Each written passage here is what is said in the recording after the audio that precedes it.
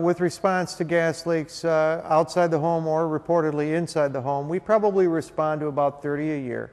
And I've been doing this for 33 years, and 99% of the time it is because someone failed to get the utilities marked properly before they did their digging. You can literally have a gas leak in a hole, and the gas to oxygen mixture will be so rich that it will not ignite. Or if it's too lean, it's kind of like the gasoline in the carburetor. It's got to be that appropriate mix. But there are those occasions where the conditions are just right. You know, we had a circumstance about 3 years ago right here in Johnston where that is exactly what occurred. That was an apartment complex here in the city of Johnston referred to as the Mansions of Hemingway.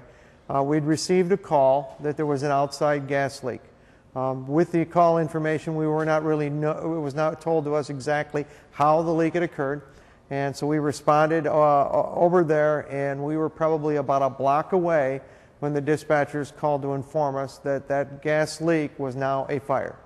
The gas leak had burst into flames once it found an ignition source.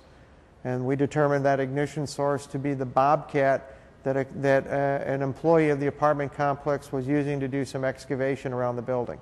The Mansions of Hemingway are apartment buildings, so we're dealing with residential properties. The unit that was directly adjacent to where the Bobcat was working was operating an at-home daycare center. So we were dealing with, I believe, somewhere between 6 and 8 children, along with the worker that were present at the time. They're actually the ones that placed the call to us, and she vacated the apartment quickly because of the gas leak. We had some significant fire damage inside of this first floor unit, and that's where that daycare center was operating out of. Our efforts to keep the heat away from the building kept the fire from entering into the second floor unit.